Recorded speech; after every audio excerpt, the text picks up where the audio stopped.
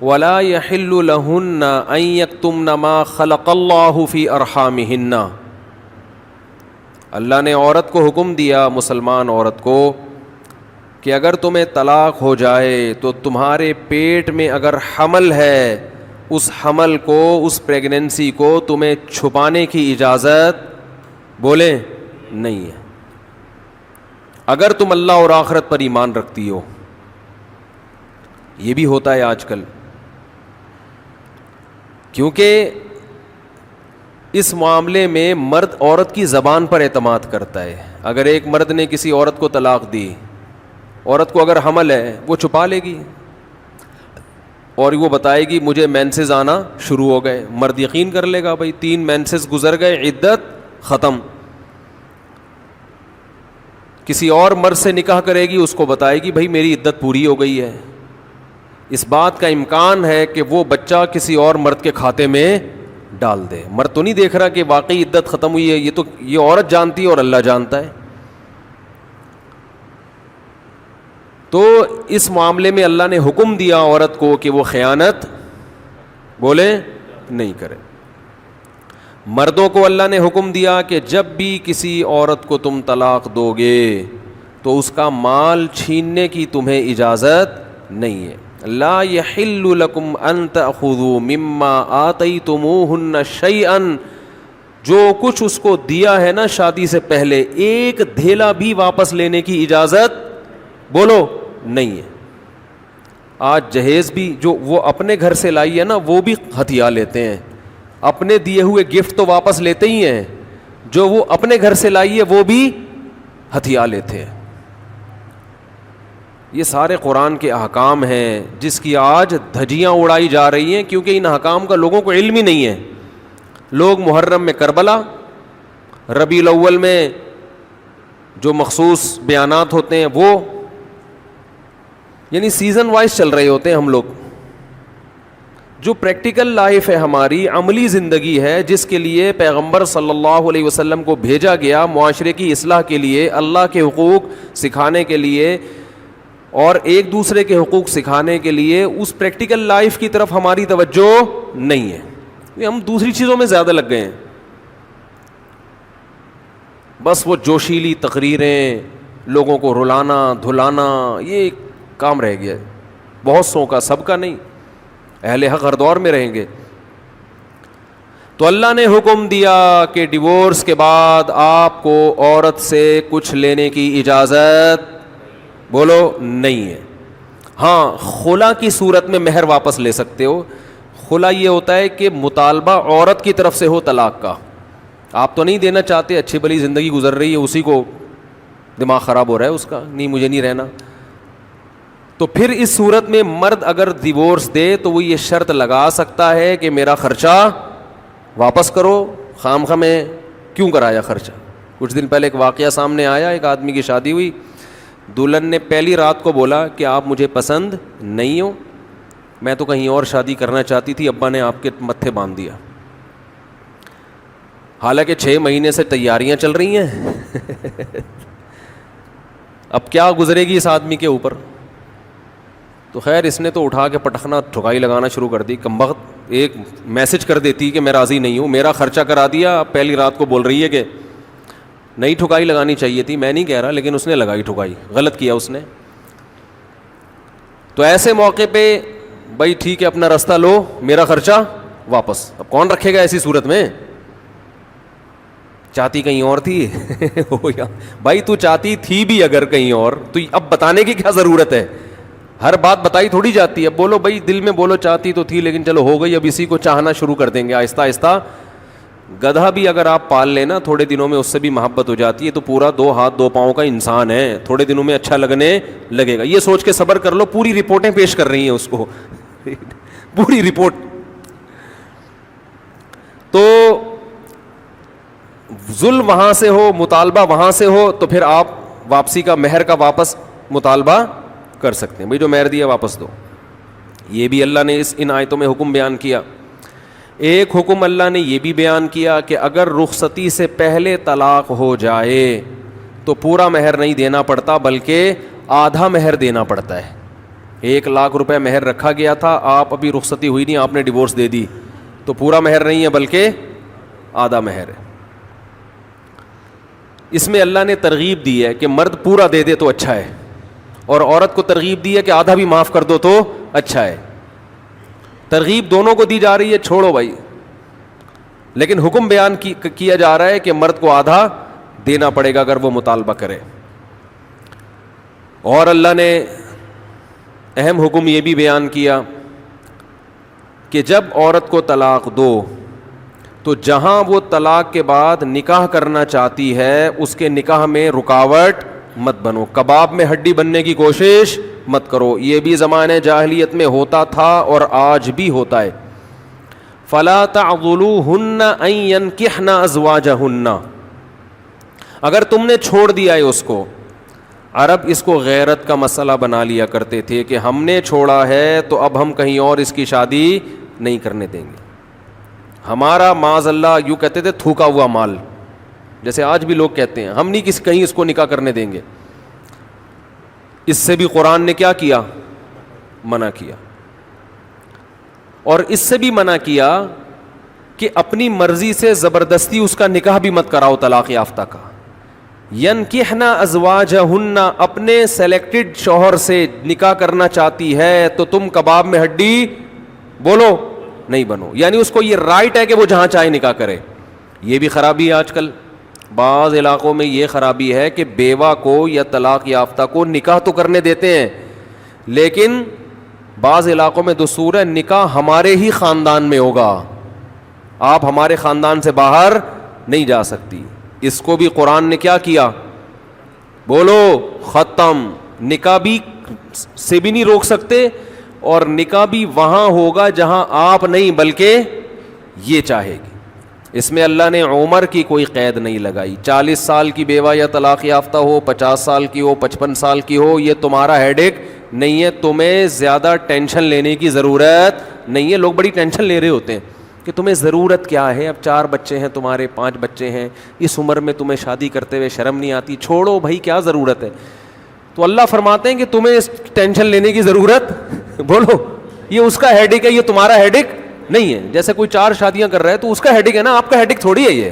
آپ پتہ نہیں کیوں پریشان ہیں, مفتی صاحب کو کیا ہو گیا, وہی ان کا ہیڈ ایک ہے, آپ کا ہیڈ ایک نہیں ہے. یہ میں اپنی بھی درمیان میں لگا دیتا ہوں نا. تو ہر ایک کے ہیڈ ایک ہم نے پالے ہوئے ہیں, وہ یہ کیوں کر رہا ہے, وہ یہ کیوں کر رہا ہے, وہ کم عمر سے شادی کیوں کر رہا ہے, وہ بڑی عمر سے شادی کیوں کر رہی ہے, یہ ہوتے ہیں نا لوگوں کے مسائل.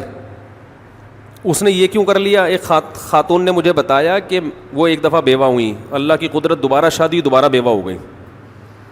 تیسری دفعہ جب ان کی شادی ہو رہی تھی لوگ مذاق اڑا رہے تھے, بس کرو یار 2 دفعہ بیوہ ہو گئی, اب آرام سے بیٹھو. اب وہ بیوہ تو کوئی بھی ہو سکتا ہے, جوانی میں بھی عورتیں بیوہ ہو جاتی ہیں. تو اب دیکھو لوگوں کو تکلیف ہو رہی ہے, بھائی یہ اس کا ہیڈ ایک ہے. اچھا لوگ اس سے شادی کرتے ہوئے ڈر رہے تھے ان سے کہ میں بھی پھر میں نہ مر جاؤں. تو اس کا اس سے کوئی تعلق نہیں ہے. ہو سکتا ہے 2 دفعہ بیوہ ہونا تقدیر میں لکھا ہو, 3 دفعہ نہ ہو. یہاں مجھے وہ چٹکلا یاد آتا ہے, وہ ایک آدمی نے, ابے چھوڑو چٹکلوں کو, ابھی قرآن کو فوکس کرتے ہیں. آخر میں چٹکلے ہوں نا یہ صحیح ہوتا ہے, درمیان میں ہی آ جائیں تو پھر سارا موضوع چینج ہو جاتا ہے. اتنے اچھے احکام بیان ہو رہے ہیں قرآن کے, آگے اس کو آپ نے لوگوں کو بتانا بھی ہے. تو اللہ نے حکم دیا کہ طلاق کے بعد ایک دھیلا واپس نہیں لینا. خلا کی صورت میں لے سکتے ہو, مگر خلا بھی شوہر کی رضا سے ہوتا ہے, یک طرفہ نہیں ہوتا, یاد رکھیں. دوسرا کام تم نے کیا کرنا ہے, اس کو کہیں اور نکاح سے روکنا نہیں ہے. تیسرا کام یہ کرنا ہے, نکاح بھی وہاں کرنا ہے جہاں وہ چاہتی ہے. تمہاری مرضی نہیں مسلط ہوگی, اس کی مرضی چلے گی. اور اگر پرانے شوہر سے نکاح کرنا چاہے اور 2 طلاقیں ہوئی ہوں تو وہاں بھی کر سکتی ہے, کیونکہ آیت کا ایک شان نزول بھی ہے. ایک صحابی نے اپنی بہن کا نکاح کسی صحابی سے کرایا, تھوڑے دنوں میں طلاق ہو گئی. طلاق ایک تھی, عدت ختم ہوئی, نکاح ختم. اب تھوڑے دنوں کے بعد دوبارہ ان دونوں کا دل چاہنے لگا کہ ہم آپس میں کمپرومائز کر لیں. ہوتا ہے وقتی طور پر اختلافات بہت زیادہ ہوتے آتے ہیں, جب دور رہتے ہیں تو آپس میں میلان ہونے لگتا ہے. لیکن وہ جو صحابی تھے نا جن کی بہن کو طلاق ہوئی تھی, انہوں نے کہا کہ اب میں اپنی بہن کا نکاح دوبارہ اس آدمی سے بولو نہیں کروں گا. اور کہا کہ یا رسول اللہ میں نے ان کی عزت کی, ان کو اپنی بہن نکاح میں دی, انہوں نے لڑائی جھگڑا کر کے طلاق دے کے میرے گھر میں بٹھا دیا اس کو, تو میں کیسے دوبارہ, یہ ذلت محسوس ہوتی ہے نا انسان کو. قرآن میں اللہ نے آیتیں نازل کی کہ اگر وہ اپنے شوہر سے نکاح کرنا چاہتی ہے تو درمیان میں رکاوٹ مت بنو. لڑے بھی وہ خود تھے, اب جڑ بھی خود رہے ہیں. نہیں آ رہی بات؟ اس کو بھی لوگ غیرت کا مسئلہ بنا لیتے ہیں, سسر صاحب بنا لیتے ہیں, میرے داماد نے میری بیٹی کو طلاق دی ہے, میں تو نہیں واپس بھیجوں گا. بھائی دنیا میں جو آدمی میں لچک نہیں ہے نا, فلیکسیبلٹی نہیں ہے, لچک نہیں ہے جس میں, وہ کبھی بھی کامیاب نہیں ہو سکتا. یاد رکھو یہ جو ہوتا ہے نا, میں اصول کا پکا, بھائی اصول کا پکا ہونا تو اچھا ہے, لیکن یہ اصول ہی غلط ہے کہ جو کہہ دیا تو اس پہ قیامت تک قائم رہنا ہے. یہ اصول ہی غلط ہے. اصول یہ ہونا چاہیے کہ جب موقع کی مناسبت سے جو بات ٹھیک لگے گی اپنے آپ کو چینج کر لوں گا. یہ اصول ٹھیک ہے, اس اصول پہ پکے رہو, اور یہ نبی سے ہمیں ملتا ہے یہ اصول. حدیث میں آتا ہے ایک صحابی نبی کے پاس آئے, مجھے صدقہ چاہیے, یہ چاہیے, وہ چاہیے. آپ نے فرمایا اللہ کی قسم تم پر خرچ نہیں کروں گا میں. وہ چلے گئے, آپ نے دوبارہ بلایا, فرمایا ان پہ صدقہ کرو, دے دو. وہ پریشان, یا رسول اللہ آپ نے تو قسم اٹھائی تھی کہ میں آپ کو نہیں دوں گا. آپ نے فرمایا مر رآ علی یمین فرآ غیرہا خیرا منہا فلیکفر عن یمینہ, کہ جو شخص کسی بات پہ قسم اٹھا لے, جائز بات ہو, کوئی اگر حرام پہ قسم اٹھائی وہ تو بچنا لازم ہے نا, کہ میں گناہ نہیں کروں گا, وہ تو ویسے ہی وہ حرام ہے. جائز کام, صدقہ تو جائز ہے نا, بلکہ ثواب ہے. فرمایا کوئی کسی جائز کام پہ قسم اٹھائے, پھر بعد میں اس کو خیال ہو کہ مجھے قسم توڑ دینی چاہیے, اس کا مائنڈ کیا ہو گیا, چینج, تو اسے چاہیے قسم توڑ دے اور کفارہ ادا کر دے, اس قسم پہ قائم بولو نہ رہے. قسم پہ جب قائم نہ رہنے کا حکم ہے تو بغیر قسم کے میں نے جو بول دیا بس وہ پتھر پہ لکیر بن گیا, یہ تو پاگل اور گدھے ہونے کی علامت ہے. قسم بھی اگر کھا لی ہو تو بھائی اس وقت یہ خیال تھا کہ نہیں دینا, اب زمینی حقائق کہہ رہے ہیں کہ اس کو دینا ہے, تو اب قسم توڑو, کفارہ ادا کرو اور دے دو. بات نہیں آ رہی میرا خیال ہے. یہ کس کی سیرت ہے؟ نبی کی. نبی سے زیادہ کسی کی پکی زبان ہو سکتی ہے, لیکن ایسی لچک سکھائی ہے کامیاب بننے کے لیے کہ یہ نہیں کہ جو کہہ دیا تو وہ پتھر پہ لکیر. گراؤنڈ ریئلٹی کے لحاظ سے, ماحول کے چینج ہونے کے لحاظ سے آپ نے اپنا رویہ کیا کرنا ہے, چینج کرنا ہے. اس وقت آپ کی رائے یہ تھی, اب آپ کی رائے وہ ہے, کیونکہ زمینی حقیقت بھی چینج ہوتی ہے اور انسان کی نالج بھی چینج ہوتی ہے اور انسان کی رائے بھی چینج ہوتی ہے. بعض دفعہ نالج چینج نہیں ہوتی, انسان تانے بانے ملا کے ایک رائے قائم کرتا ہے, بعد میں جب اور گہرا سوچتا ہے تو اسے لگتا ہے کہ وہ رائے ٹھیک نہیں تھی, تو وہ اسٹیٹمنٹ اس کا کیا ہو جائے گا, چینج. کوئی بات نہیں, دن میں 100 دفعہ چینج ہو جائے. ناکام وہ ہے جو کہہ دیا تو اڑ گیا, بس کچھ بھی ہو جائے. اب دیکھو ایک آدمی آپ کو مستحق نظر نہیں آ رہا تھا, آپ نے کہا اللہ کی قسم تجھے میں صدقہ نہیں دوں گا, تو فراڈی ہے. بعد میں پتہ چلا نہیں فراڈی نہیں ہے, آپ کو نہیں, میں نے تو بول دیا تھا میں نہیں دوں گا. بھائی اب فراڈی ہونے کی بیس پہ نہیں دے رہے تھے, تو اب پتہ چل گیا یہ فراڈی نہیں ہے. بعض دفعہ پہلے بھی پتا تھا فراڈی نہیں ہے, اب بھی پتہ ہے نہیں ہے, لیکن پہلے خیال تھا کہ نہیں دینا چاہیے, اب خیال ہے کہ دے دینا چاہیے, تو رائے چینج کر لو. بہت مشکل ہے. اور گھریلو جھگڑوں میں تو میاں بیوی کی طبیعت میں اگر لچک نہیں ہے نا, 4 دن بھی ان کا رشتہ نہیں چل سکتا. یہ تو مجھ سے ابھی لکھوا کے سگنیچر انگوٹھے لگا لو, جیسے سبزی والے نے ٹھپے لگائے تھے انگوٹھے لے کے گھوم رہا ہوں. لیکن آپ انگوٹھے نہیں, آپ مجھے پکڑ لینا, میں کہاں بھاگوں گا. وہ جب بھی انگوٹھے کی بات آتی ہے مجھے وہ سبزی والا یاد آتا ہے جس کو میں نے بزنس کے لیے پیسے دیے تھے, اور اس نے ایمانداری میں اسٹیمپ پیپر پہ اپنے انگوٹھے لگا کے دیے تھے. جب وہ پیسے لے کے بھاگا تو 3 سال میں نے وہ انگوٹھے سنبھال کے رکھے. اب لوگ مجھے کہتے ہیں نا وہ فلاں آدمی کو میں اتنے کروڑ روپے دے رہا ہوں تو اتنا ایماندار ہے, میں تو اسٹیمپ پیپر پہ لکھوا رہا ہوں اور انگوٹھے بھی لگوا رہا ہوں. میں کہتا ہوں یہ انگوٹھوں کا تذکرہ میرے سامنے مت کیا کرو, انگوٹھوں سے کچھ بھی نہیں ہوتا.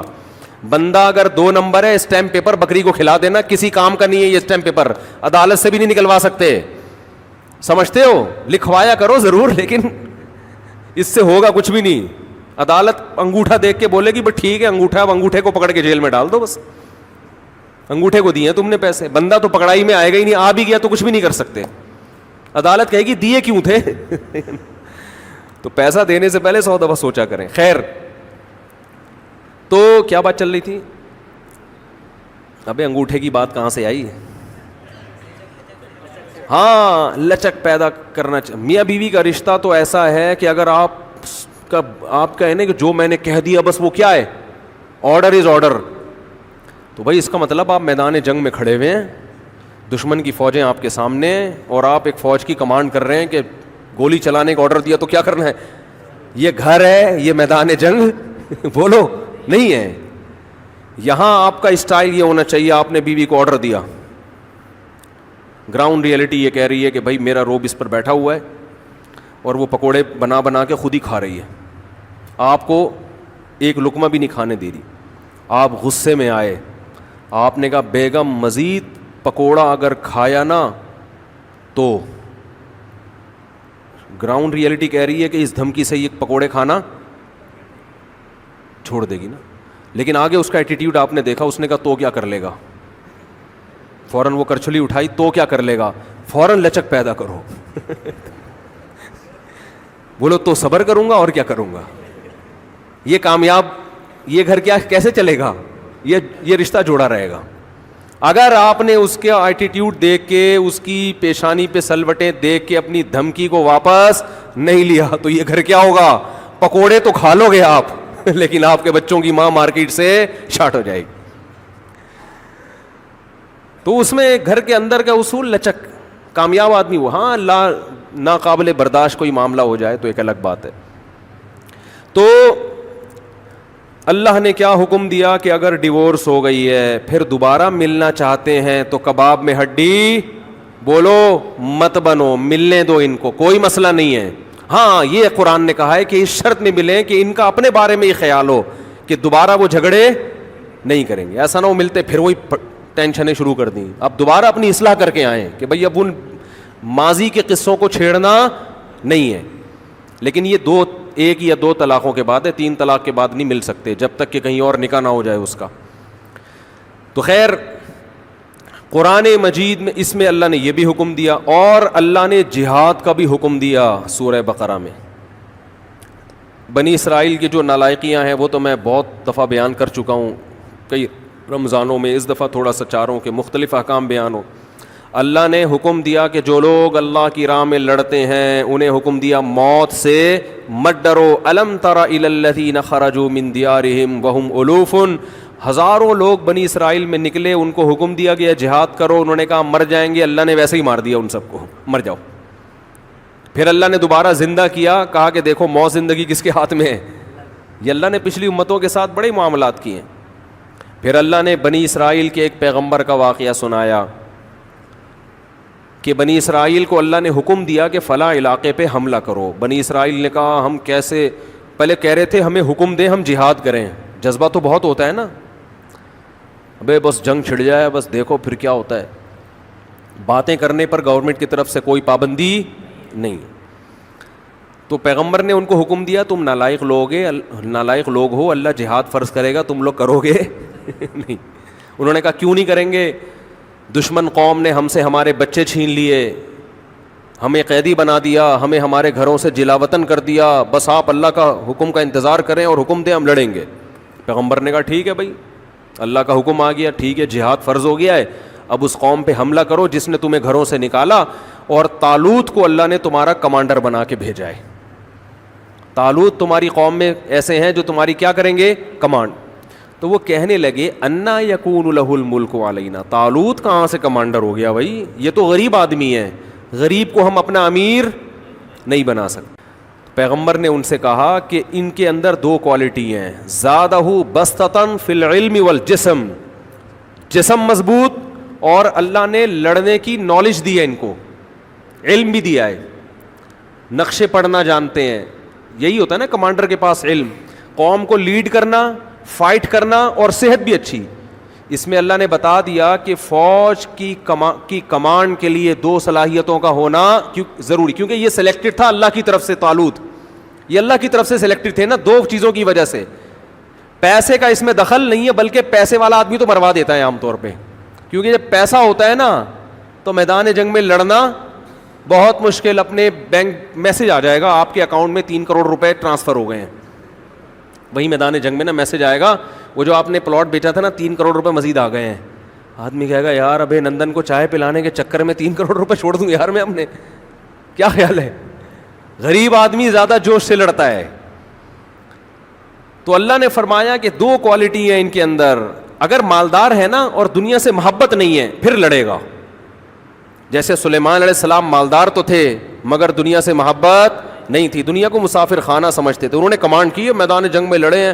داؤد علیہ السلام مالدار تھے, بڑے زبردست کمانڈر تھے. تو اصل چیز ہے دنیا سے محبت نہ ہو, کیونکہ غریبوں میں کم ہوتی ہے, مالداروں میں زیادہ ہوتی ہے, اس لیے اللہ نے وہاں غریب کی سلیکشن کی. تو 2 چیزوں کا ہونا ضروری. اس سے پتہ چلتا ہے بھائی اسلام گراؤنڈ ریئلٹی کو دیکھ کے, اسباب کو دیکھ کے چلتا ہے. آج لوگ کمانڈر بناتے ہیں نیک آدمی کو, یہ بہت بڑے بزرگ ہیں ان کو سیاسی لیڈر بنا دو. اور بھائی سیاست کے لیے صرف نیک ہونا کافی بولو نہیں ہے, دنیا کا پتہ ہو, اس کو تجربہ ہو. یوسف علیہ السلام نے جو کہا تھا نا مجھے وزیر خزانہ بنا دو, تو دلیل میں یہ نہیں کہا تھا کہ میں پیغمبر ہوں اس لیے بنا دو. دلیل میں یہ نہیں کہا تھا میں بہت نیک ہوں اس لیے وزیر خزانہ بنا دو. دلیل میں یہ نہیں کہا تھا کہ دیکھو مجھے بادشاہ کی بیوی نے زنا کی دعوت دی مگر میں اتنا نیک کہ بچ نکلا لہذا مجھے بنا دو. نہ وزیر خزانہ کے لیے یہ کوالٹیز کا ہونا ضروری نہیں. اس کے لیے 2 چیزیں, نمبر 1 خزانہ خود نہ کھائے, حفاظت کرے. نمبر 2 اکاؤنٹنگ کا علم جانتا ہو, اکنامکس کا علم جانتا ہو, کتنا خزانہ اسٹور کرنا ہے, کتنا ایکسپورٹ کرنا ہے اور کتنا قوم پہ خرچ کرنا ہے. اور خزانے کی جو ایکسپورٹ ہوگا نا مال, اس کی ویلیو کیا ہونی چاہیے کہ سب کو خزانہ بھی ملے, مال بھی ایکسپورٹ ہو اور معیشت بھی مضبوط ہو. اس کے لیے اکنامکس کا علم چاہیے. اس لیے یوسف علیہ السلام نے فرمایا بادشاہ سے کہ مجھے وزیر خزانہ بنا دیں. میرے اندر دونوں کوالٹیز ہیں, حفیظ, خزانے کی حفاظت کروں گا, خیانت نہیں کروں گا. نمبر 2 علیم, یہ علم بھی رکھتا ہوں خزانوں کی حفاظت کا اور اس کو تقسیم کرنے کا. اس بیس پہ وزیر خزانہ بنے. نہیں آ رہی بات؟ میرا خیال ہے تو جس کو جو کام دیا جائے گا نا یہ دیکھا جائے گا یہ اس کام کا اہل بھی ہے کہ نہیں ہے, چاہے وہ نیک ہو یا نہ ہو. اہل پھر ہاں جو اہل ہے نیک بھی ہے تو وہ زیادہ اہل ہے پھر نیک ہونے, اگر نیک بھی اور اہل بھی. ہر چیز میں یہ دیکھو, رشتوں میں بھی یہ دیکھو. لوگ کیا کرتے ہیں, صرف دینداری دیکھ رہے ہیں رشتے میں. ٹھیک ہے سب سے پہلے دینداری ہے, اور بھی چیزیں دیکھنی ہیں. لوگ عجیب مشورے کر رہے ہیں. ایک صاحب اپنی بیٹی کی شادی کر رہے ہیں کسی بڑی عمر کے آدمی سے, کہہ رہے ہیں دیندار بہت ہے. میں نے کہا یار آپ کی کم عمر بچی جب اس بڑی عمر کے, یا تو خود بہت زیادہ لٹو ہوئی ہوئی ہو تو ایک الگ بات ہے, لٹو ہو جائے تو پھر تو دل تو کسی پہ بھی آ سکتا ہے نا. نارمل حالات میں یہ جب اس بڑی عمر کے آدمی سے نکاح کرے گی, ٹھیک ہے وہ دیندار ہے مگر یہ میچنگ کی شادی بولو نہیں ہوگی, اس کا دل اس سے مائل ہی نہیں ہوگا. نکاح میں تو یہ بھی دیکھا جاتا ہے نا کہ آپس میں محبت بھی تو ہو, تو محبت بزرگ سے بزرگوں جیسی محبت ہوگی نا, ٹھیک ہے نا, شوہر والی تھوڑی ہوگی. الا یہ کہ کوئی بہت ہی عاشق ہو, وہ تو لٹو تو دنیا میں کھیلتے رہتے ہیں لوگ ایک دوسرے کے ساتھ. ایسے لوگ بھی آتے ہیں, نوجوان لڑکا ہے بڑی عمر کی خاتون سے شادی کر رہا ہے, اماں مار رہی ہیں کیا کر رہا ہے, وہ کہہ رہا ہے میرا دل ہی اس پہ آیا ہوا ہے. تو میں پھر مشورہ دیتا ہوں بھائی جب دل آ گیا تو کر لو, تمہیں وہ بزرگ لگی نہیں رہی تو اسی طرح اس کو بھی نہیں لگ رہا ہوتا بعض دفعہ وہ, لیکن نارملی یہ ٹھیک بولو نہیں ہے. دیکھو حضرت ابو بکر کا مقام زیادہ تھا یا حضرت علی کا مقام؟ حضرت ابو بکر کا زیادہ. حضرت عمر کا مقام زیادہ یا حضرت علی کا؟ نکاح کا پیغام تو حضرت فاطمہ کے لیے سب کی طرف سے آیا, مگر نبی نے سلیکشن کس کی حضرت علی کی, حالانکہ وہ ان دونوں سے مقام میں کم تھے. کیوں؟ عمر میچ کرتی تھی. بات آ رہی ہے سمجھ میں؟ عمر کیا تھی. اور یہی مسئلہ ہوا کہ جب حضرت جعفر طیار رضی اللہ تعالیٰ عنہ شہید ہوئے ہیں, ان کی زوجہ حضرت اسماء بیوہ ہوئی ہیں, تو حضرت علی نے ان بیوہ کے لیے نکاح کا پیغام بھیجا, حضرت ابو بکر نے بھی بھیجا, تو انہوں نے ابو بکر کے پیغام کو قبول کیا.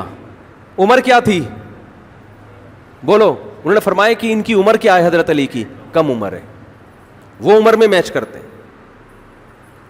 پھر حضرت ابو بکر کے انتقال کے بعد حضرت علی نے بعد میں دوبارہ نکاح کا پیغام بھیجا, وہ انہوں نے قبول کر لیا, کیونکہ حضرت علی کی عمر اس وقت کیا ہو چکی تھی بولو؟ زیادہ ہو چکی تھی. تو ہر چیز میں یہ دیکھا جائے گا, لوگ مفتیوں سے آ کے کاروبار کے مشورے لے رہے ہیں, مجھ سے کہتے ہیں کہ مفتی صاحب میں ڈالڈے کا یا گھی کا وہ بزنس کرنا چاہتا ہوں. میں کہ بھائی میرے سے تو یہ پوچھے کہ یہ کال حلال ہے کہ حرام ہے, مجھے کیا پتا بزنس کا یار, میں کیسے مشورہ دوں گا؟ میں تو یہ بتاؤں گا کہ انگوٹھے لگا کے کسی پر اعتماد, انگوٹھا قابل اعتماد نہیں ہے.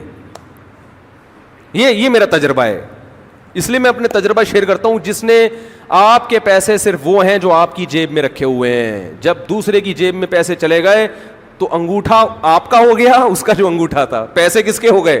اس کے ہو. تو یہ تجربہ میں بتا سکتا ہوں. تو جو جس کی فیلڈ ہے اسی پہ سوٹ کرتی ہے.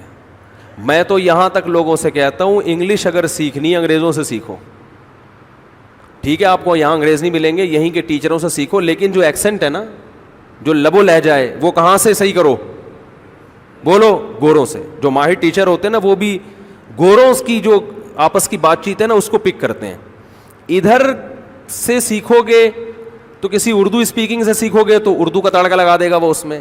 پنجاب والوں سے سیکھو گے تو پنجابی کا تڑکا لگا دے گا. وہ 50-50 آیا کرتا تھا, بشیرہ ان ٹربل, سن دیکھا ہے وہ؟ یوٹیوب پہ سرچ کریں دیکھ لیں, آپ کہیں گے رمضان میں کیسی چیزیں مفتی صاحب ہم کو دکھا رہے ہیں. اس سے یہ میری بات آپ کو سمجھ میں آئے گی. اس میں 50-50 میں یہ بچپن کی چیزیں ہیں نا, اس میں یہ دکھایا تھا کہ پنجابی لوگ انگلش فلم بنا رہے ہیں. اس فلم کا نام رکھا ہے بشیرہ ان ٹربل. ٹھیک, اور پھر جو انگلش وہ بولے ہیں, would you like to tell me that what is the reason why do you want to kill me, یہ چل رہا ہے. مجھے پورے الفاظ یاد نہیں ہے اس کے. تو اگر آپ یہاں سے انگلش سیکھیں گے تو پھر آپ کی انگلش اینڈ پورے قلقلے ہو رہے ہوں گے. And what do you want to do, ٹھیک ہے نا. تو چلو نہ ہونے سے یہ بھی بہتر ہے, ہمیں تو اتنی بھی نہیں آتی. لیکن دنیا کا ایک اصول ہے. تو یہاں بھی کیسا قرآن نے بتایا کہ طالوت کو جو کمانڈر بنایا گیا, اللہ نے ایک فرمایا کہ 2 وجہ سے بنا رہا ہوں. ایک, صحت کیا ہے؟ اچھی ہے. اچھی صحت لڑنے کے لیے ضروری ہے, تبھی فوج میں ایکسرسائزز کروائی جاتی ہیں, ورزشیں کروائی جاتی ہیں, صحت کا بڑا خیال کیا جاتا ہے. شوگر کے مریض کو فوج سے فوراً کیا کیا جاتا ہے؟ برطرف. اب کوئی شوگر کا مریض ہو, بولے یار کوئی فوجی ہو نا لڑنے والا, یا کوئی بیماری ہو اس کو بڑی, کینسر ہو گیا, یار مجھے آپ نکال رہے ہو یار, یہ تو غلط ہے نا, دیکھو میں نے کیا کیا ہے. بھائی اللہ کا ایک اصول ہے, اللہ کا ایک قانون ہے کہ لڑنے کے لیے کون لوگ چاہیے؟ صحت مند لوگ چاہیے. جو ان بیماری, مجھے نہیں پتا شوگر والے کو نکالتے ہیں کہ نہیں نکالتے. بعض دفعہ میں بات کہہ دیتا ہوں پھر فون آ جاتا ہے بھائی کوئی نہیں نکالتے. میں نے سنا ہے کہ شوگر کے مریض کو فوجیوں میں کم از کم چھوڑتے نہیں ہیں, شاید آفیسر میں ہوتے ہیں, واللہ عالم.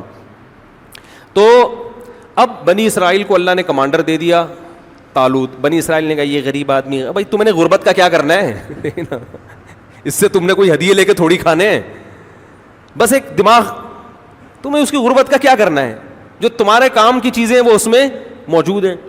خیر طالوت جو ہے نا لشکر لے کے چلے. جب لشکر لے کے چلے ہیں تو طالوت نے کہا کہ بڑی قوم سے لڑائی ہے تو اللہ پہلے آزمائے گا, ہمیں پیاس لگے گی, اللہ نے حکم یہ دیا ہے کہ کسی نے دریا سے پانی نہیں پینا, پیاس کو برداشت کرنا ہے, 1 چلو پینے کی اجازت ہے, اس سے زیادہ نہیں. یہ آزمائش ہے, جو اس آزمائش میں پورا اترے گا تو اس کے ساتھ اللہ کی مدد. قرآن کہہ رہے زیادہ تر نے پی لیا, آزمائش میں پورے نہیں اترے. اب جب میدان میں کھڑے ہوئے ہیں تو حضرت داؤد علیہ السلام جو تھے نا وہ پیغمبر ابھی بنے نہیں تھے, وہ بنی اسرائیل کے ایک فرد تھے حضرت داؤد.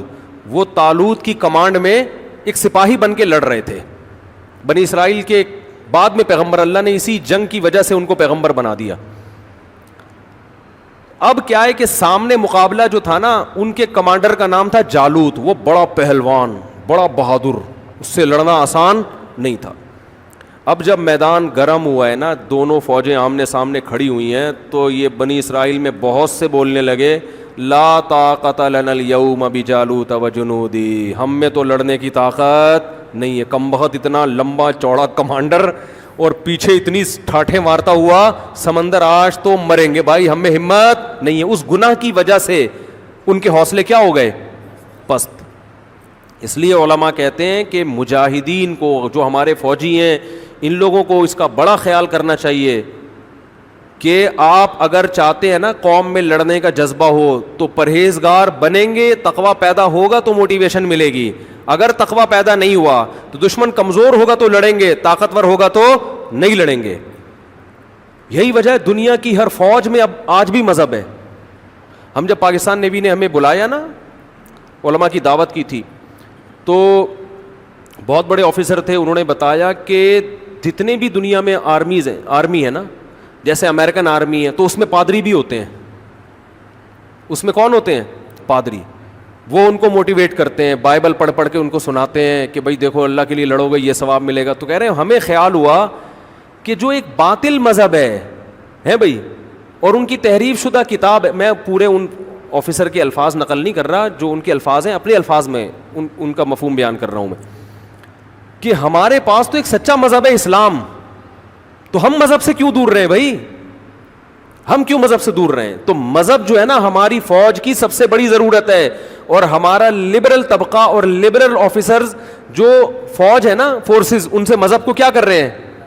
بولو, دور کر رہے ہیں. ان کو یہ نہیں پتا کہ اگر آپ نے فوج سے مذہب کو نکال دیا تو اس فوج میں طاقت کی بیس پہ تو لڑنے کی طاقت ہوگی, لیکن جہاں دشمن طاقتور ہوا یہ لڑنے کے قابل نہیں رہے گی, کیونکہ انسان لڑتا یا تو طاقت کی بیس پر ہے یا کس کے خوف سے؟ اللہ کے خوف اور شہادت کے جذبے سے. اگر آپ پاور, جیسے امریکن لڑتے ہیں, وہ پاور سپر پاور ہے بھائی, اس بیس پہ لڑ رہا ہے, اور مقابلے میں افغانی لڑ رہے ہیں, ان کے پاس پاور ہے, لیکن 20 سال ہو گئے امریکن اور افغانیوں کی لڑائی کا نتیجہ کچھ بھی نہیں نکل رہا. وہ ایک طرف دنیا کی سپر پاور, دوسری طرف دنیا کا غریب ترین ملک, اور لڑائی کے نتیجے میں رزلٹ کیا ہے؟ زیرو. 20 سال ہو گئے نا, 2000 سے لے کر 2021. اب قطر میں مذاکرات ہو رہے ہیں, وہ آپ کو نظر آئیں گے ٹی وی میں, بڑے بڑے پگڑی پہن کے پٹھان بیٹھے ہوئے ہوں گے امریکن کمانڈر کے ساتھ. کچھ دن پہلے کوئی خبر نشر ہوئی یوٹیوب پہ, وہ کوئی امریکن کمانڈر سے کسی نے کہا کہ بھائی, یہ افغانی نے کہا کہ بھائی تم ہمارے ملک سے جاؤ. انہوں نے کہا بھائی تھوڑا آرام سے بات کریں. امریکن نے کہا تمہارے لیے میرے لیے نہیں, وہ زیادہ نہیں. وہ کہتے ہیں ٹھیک ہے, اتنی ہم بدتمیزی نہیں کریں گے, لیکن اب ہم آپ سے جو بات کر رہے ہیں نا آنکھوں میں آنکھیں ڈال کے, ہم اپنے آپ کو آپ کے لیول کا سمجھتے ہیں, آپ سے کم نہیں سمجھتے. تو یہاں کیا ہے؟ مذہب ہے بھائی. They fight to die. میں نے کہ امریکن فوجی کا انٹرویو خود سنا ہے کہ یہ ایسے لڑتے ہیں کہ جیسے موت کے لیے لڑ رہے ہوں. یہ میں نے خود یوٹیوب پہ سنا ہے. تو یہی اگر امریکن آرمی میں جذبہ مذہب کا ہوتا, شہادت کے جذبے سے لڑ رہے ہوتے, اللہ کی رضا کے لیے لڑ رہے ہوتے, تو پھر کب تک افغانستان فتح ہو چکا ہوتا, پہلے سال میں ہی فتح ہو چکا ہوتا. تو ہماری فورسز میں مذہب کا ہونا انتہائی ضروری ہے. تو قرآن کہتا ہے کہ جنہوں نے اللہ کی نافرمانی کی نا, پانی پی لیا. اب دیکھو رمضان میں روزے رکھنا یہ فوجیوں پر بھی واجب ہے, سب پہ واجب ہے یہ. تو جنہوں نے کھا لیا نا, پی لیا, ان میں لڑنے کی طاقت بولو ختم. وہ کہنے لگے ہم میں تو طاقت ہی نہیں. جنہوں نے پانی نہیں پیا تھا وہ بہت تھوڑے تھے, انہوں نے ان کو موٹیویٹ کیا. کم من فیۃ قلیلۃ غلبت فیۃ کثیرۃ باذن اللہ. دیکھو تاریخ میں بہت دفعہ ایسا ہوا ہے کہ تھوڑی سی جماعتوں کو اللہ نے بڑے بڑے لشکروں پر غالب کیا ہے. اور واللہ مع الصابرین, اللہ صبر کرنے والوں کے ساتھ ہے. وہ تو بھاگ گئے پتلی گلی سے, اس سے اور حوصلے ٹوٹتے ہیں جو تھوڑے سے رہ گئے تھے. لیکن انہوں نے کہا ہم پیغمبر کے حکم پہ آئے ہیں, پیغمبر غلط بات کا حکم نہیں دے سکتے. بعض دفعہ یہ ہوتا ہے کہ خام خامے کمزوروں کو طاقتور سے لڑوا دیا جاتا ہے, یہ کمانڈر کی غلطی ہوتی ہے نا کہ بھائی تو نے کیا کیا میں بھائی. یہاں تو اس غلطی کا امکان بھی نہیں تھا, لیکن جب بھی کمانڈر حکم دے اس کا حکم ماننا واجب ہے. جب ہو گیا تو اب لڑنا ہے. علماء کہتے ہیں جہاد فرض کفایہ ہے, لیکن جب میدان میں اتر گئے تو فرض عین ہو جاتا ہے. اب پیچھے بھاگنے کی آپ کو اجازت نہیں ہے.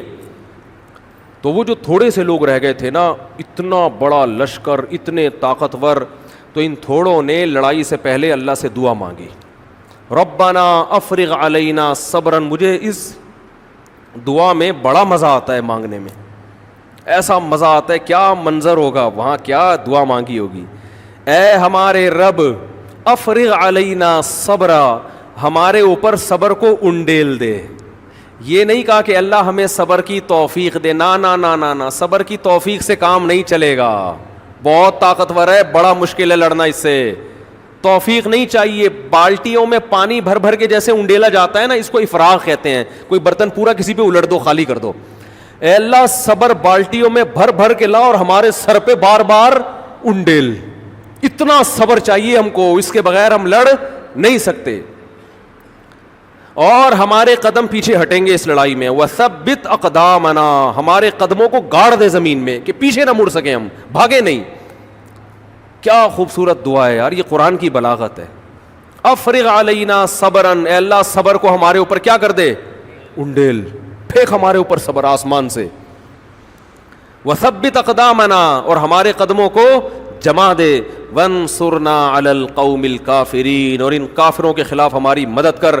کیا قرآن کے الفاظ ہیں. فہزموہم باذن اللہ, فا کہتے ہیں فوراً, تعقیب مع الوصل. یہ دعا مانگی اور میدان میں کودے.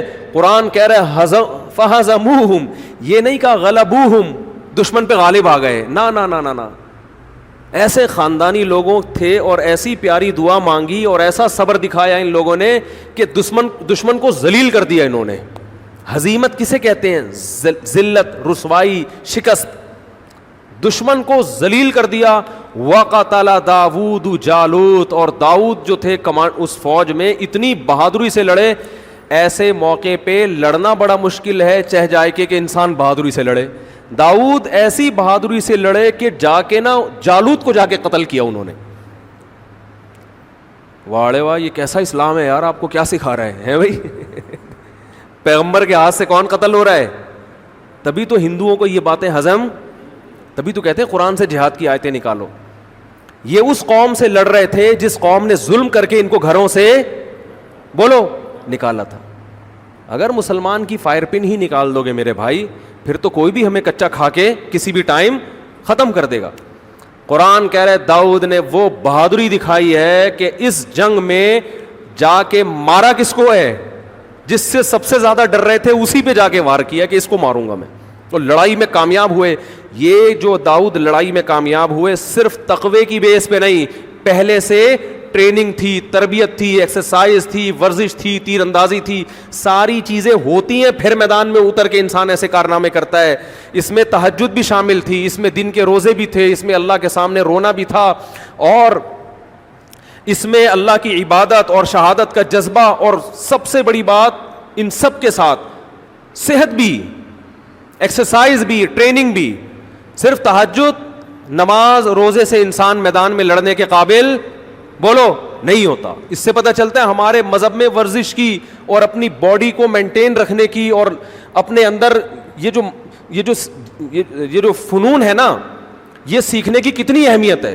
حضرت داؤد علیہ السلام کب سے سیکھ رہے ہوں گے وہ. آج دونوں چیزوں کے ایک دوسرے سے کیا کر دیا ہے. کوئی مفتی جم میں جائے نا اگر اور ڈنڈ پیل رہا ہو, ٹھیک ہے لوگوں کے بہت سے پازیٹیو کمنٹس بھی آتے ہیں, لیکن بہت سے لوگوں کو یہ منظر بالکل بھی اچھا نہیں لگتا. یار ان کو تو رونے دھونے والا ہونا چاہیے, ان کو تو میں کہتا ہوں یہ کیا مذہب کا تصور پیش کر دیا یار. ادھر اللہ کہہ رہے ہیں داؤد نے کیا کام کیا ہے, ایسی ٹریننگ تھی ان کی, ایسا نشانہ تھا, اور مارشل آرٹ آج سیکھتے ہیں نا لوگ, بھائی یہ تو ہمارے مذہب کا حصہ ہے بھائی. آپ کیا سمجھ رہے ہو کہ صرف جا کے جالوت کے سامنے کھڑے ہو گئے ہوں گے اور بولے وہ ہینڈز اپ کر کے نا, اور پھر یوں کر کے ارطغرل کی طرح گردن اڑا دی ہوگی یوں کر کے. ارطغرل نے بھی بڑے کام کیے ہیں بھائی, وہ بھی تو سیکھا ہوا تھا تبھی تو کمانڈر بنا تھا. کتنی دیر تلواریں چلی ہوں گی آپس میں, کتنی دیر پسینے بہے ہوں گے, کتنی دیر ایک دوسرے کو پٹخا ہوگا. اس کے بعد جا کے داؤد علیہ السلام نے جالوت پہ غلبہ حاصل کیا, اس کو قتل کیا. اور اللہ کہتے ہیں داؤد کا یہ کام مجھے اتنا پسند آیا. اس سے بھائی ہمارے فوجیوں کو چاہیے کہ ورزش کرتے ہوئے نیت کیا کریں, اللہ کو راضی کرنا. ایکسرسائز کرتے ہوئے کیا نیت کریں, اللہ کو راضی. پھر میدان میں جب بہادری کے جوہر دکھاؤ گے تو آسمان پہ جو رب ہے اس کو آپ پہ رحم آئے گا, وہ آپ کو نوازے گا. اللہ نے داؤد علیہ السلام کو اس بیس پہ نبوت دے دی, نبی بنا دیا کہ اب بنی اسرائیل کے نبی کون ہیں, یہ ہیں. اور ایسے خاندانی نبی بنایا. قرآن کہہ رہا ہے وقتل داؤد جالوت, داؤد نے جالوت کو قتل کیا. وآتاہ اللہ الملک, سب سے پہلا اللہ نے انعام یہ دیا کہ آج سے بادشاہت کس کے ہاتھ میں, داؤد کے. بنی اسرائیل کے بادشاہ کون بنیں گے اب, داؤد علیہ السلام. یہ بادشاہت بھی نعمت ہے اللہ کی, کمانڈر بنا دیا, رینک بڑھ گیا ان کا. بعض لوگ تواضع سے مرے جا رہے ہیں. ایک صاحب کو میں نے کہا آپ ترقی کیوں نہیں کرتے, فوج میں ہیں وہ, کہہ رہے میں چاہتا ہی نہیں آفیسر بنوں, کیا کرنا ہے یار بنا کے, ٹھیک ہے نا چھوڑو بس, دنیا مسافر خانہ ہے. وہ بھائی مسافر خانہ ہے تبھی تو کچھ کر کے جاؤ نا, تو ورنہ اللہ تو نکال دے گا, چل بھائی جا تو کچھ کر کے جاؤ. یہی سیاست اگر پیٹ بھرنے کے لیے ہے تو اللہ کو پسند نہیں ہے, یہی قوم کی خدمت کے لیے ہے تو اللہ کو بہت پسند ہے یہ. تو اللہ فرماتے آتاہ اللہ الملک والحکمت, اللہ نے داؤد کو حکمت بھی دی, بصیرت, قوت فیصلہ, یہ سب چیزوں کا حکمت ان سب چیزوں کو کہتے ہیں. وعلمہ مما یشاء, یہاں حکمت کا معنی نبوت بھی ہے, نبوت عطا کر دی. علمہ مما یشاء, اور اللہ نے آپ کو جو چاہا سکھا دیا, اور یہ تمام دنیاوی علوم اللہ نے آپ کو سکھا دیے کہ اب آپ حکومت کریں گے اور بہت کچھ اللہ آپ کو سکھائے گا. وہ کیا؟ سب سے زیادہ قرآن بیان کرتا ہے کہ داؤد علیہ السلام کو عبادت کا بہت شوق تھا, تو اللہ کہتے ہیں آپ کی عبادت ایسی ہوگی, یا جبال اوبی معہ والطیر, اے پہاڑوں جب داؤد اللہ کی تسبیح کرے تو تم بھی داؤد کے ساتھ اللہ کی حمد و ثنا بیان کرو. ایک اللہ نے آپ کو یہ علم دی, کیونکہ عبادت گزار بہت تھے, تو جیسے ہی اللہ کا نام لیتے نا لا الہ الا اللہ, پہاڑوں سے بھی لا الہ الا اللہ کی آوازیں آنا شروع. آواز اتنی خوبصورت, کیونکہ اب اللہ نے کمانڈر بنایا تو کمانڈر قوم کو موٹیویٹ کرتا ہے کہ نہیں کرتا, تو اللہ نے کہا کہ جو موٹیویشن ہے نا, جو بھی وائز ہوتے ہیں ان کی آواز اگر اچھی ہو اور بلاغت ہو, بولنا جانتے ہو, تو وہ وائز بڑا کامیاب ہوتا ہے. بعض دفعہ جو تقریر کرنے والے لوگ ہیں ان کو بولنا تو بہت اچھا آتا ہے, اپنا میسج ڈیلیور کرنا بہت اچھا آتا ہے, آواز اچھی نہیں ہوتی, ان کو سننے میں بھی مزہ نہیں آتا.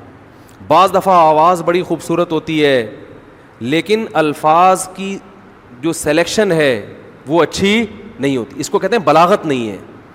تو اللہ کہتے ہیں ہم نے داؤد علیہ السلام کو فصل الخطاب, جب تقریر کرتے نا ایسی کلیریفیکیشن کرتے کہ دودھ کا دودھ اور پانی کا پانی کر دیتے, حق کو باطل سے ایسے جدا کر دیتے. کیا نعرے لگتے ہوں گے ان کی تقریر میں بھائی, اور آواز اتنی خوبصورت. وَالطَّيْرَ مَحْشُورَةً, کہ جب تلاوت کرتے تھے زبور کی, پرندے آواز سن کے آپ کے گرد جمع ہو جایا کرتے. یہ تو اللہ نے آپ کو تقریر کی صلاحیت, آواز کی خوبصورتی, اور اللہ نے آپ کو جو عبادت دی, اور اصل تو جالوت کو قتل کرنے کی وجہ سے کمانڈر بنے, تو اللہ نے کہا کہ آپ اب لوہے کی زرہیں بنائیں گے اور لوہا میں آپ کے ہاتھ میں کیا کر دوں گا, نرم. قدر فی السرد, یہ جو جنگی لباس ہے نا لوہے کی زرہ, اس کے بانی حضرت داؤد علیہ السلام ہے, کیونکہ تلوار کے زخم بہرحال لگتے تھے. داؤد علیہ السلام نے لوہے کو پگھلا کے نا اس کی زرہیں بنانا, یہ ٹیکنالوجی دیکھو پیغمبر کو اللہ سکھا رہے ہیں, لوہے کی زرہیں بنانا, جنگی ٹوپیاں بنانا, اور وہ اللہ نے آسان کر دی, معجزہ دیا آپ کے ہاتھ میں. وہ ایسے جہاں جس طرح سے لوہے کو حکم دیتے نا وہ ڈھل جاتا.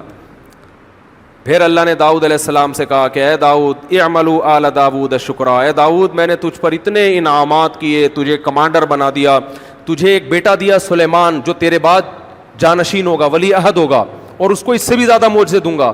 اتنے میں نے تجھ پر احسان کیے ہیں. اعملوا آل داؤد شکرا, اے داؤد اور اے داؤد کے خاندان والو شکر ادا کرنا. قلیل من عبادی الشکور, شکر گزار بندے میرے بہت تھوڑے ہوتے ہیں. نعمتیں بہت سو کو ملتی ہیں لیکن نعمتیں حاصل کر کے اترانے والوں کی تعداد زیادہ ہے, شکر کرنے والے مارکیٹ میں شارٹ ہیں. لیکن داؤد علیہ السلام کو تو قرآن نے گواہی دی کہ وہ شکر گزار بنے.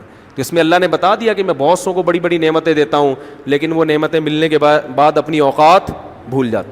تو یہ بڑا دلچسپ واقعہ اللہ نے بیان کیا ہے کہ اسی بیس پہ داؤد علیہ السلام کو حکومت ملی. اب وقت بہت زیادہ ہو گیا ہے.